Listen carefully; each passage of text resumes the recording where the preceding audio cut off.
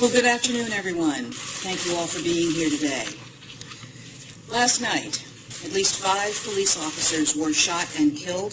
Several more were injured, along with 2 civilians, as they sought to protect a peaceful protest in Dallas, Texas. Our thoughts and our prayers and condolences go out to the families of those who've lost loved ones. The Department of Justice, including the FBI, ATF, the U.S. Marshals Service, and the U.S. Attorney's Office on the scene, is working closely with our state and local counterparts, and we intend to provide any assistance that we can to investigate this attack and also to help heal a community that has been severely shaken and deeply scarred by an unfathomable tragedy.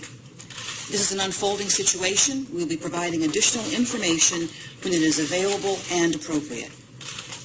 But more so, this has been a week of profound grief and heartbreaking loss. The peaceful protest that was planned in Dallas last night was organized in response to the tragic deaths of Alton Sterling in Louisiana and Philando Castile in Minnesota. Now, we've opened a civil rights investigation in Louisiana, and we're providing assistance to local authorities in Minnesota who are leading the investigation there.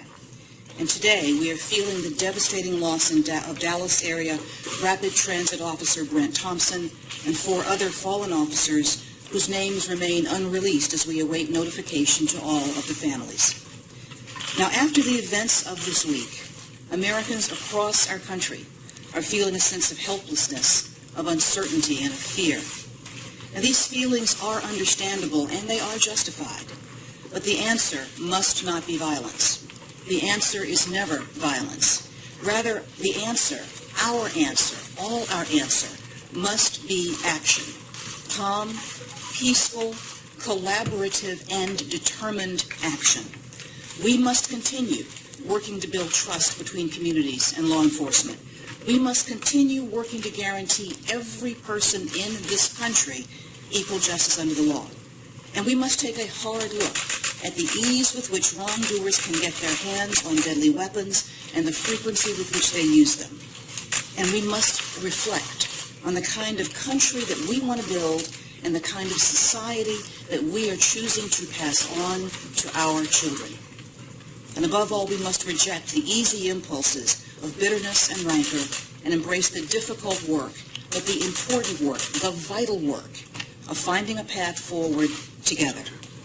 And above everything, we must remind ourselves that we're all Americans, and that as Americans, we share not just a common land, but a common life. Not just common goals, but a common heart and soul.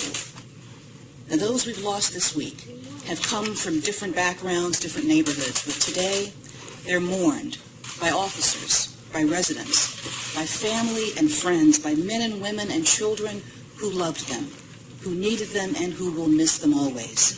They are mourned by all of us. To the families of all who've lost their lives in this series of tragedies, we share your pain and your loss. To our brothers and sisters who wear the badge, I want you to know that I am deeply grateful for the difficult and dangerous work that you do every day to keep our streets safe and our nation secure. Our hearts are broken by this loss, and the Department of Justice will do all that we can to support you in the days ahead. And to those who seek to improve our country through peaceful protest and protected speech, I want you to know that your voice is important. Do not be discouraged by those who would use your lawful actions as a cover for their heinous violence. We will continue to safeguard your constitutional rights and to work with you in the difficult mission of building a better nation and a brighter future. And to all Americans, I ask you, I implore you, do not let this week precipitate a new normal in this country. I ask you to turn to each other, not against each other, as we move forward. Let us support one another. Let us help heal one another. And I urge you to remember, today and every day, that we are one nation, we are one people, and we stand together. May God bless the families and the loved ones of all who were taken from us this week, and comfort their grief with his everlasting grace. And may God bless the United States of America. Thank you.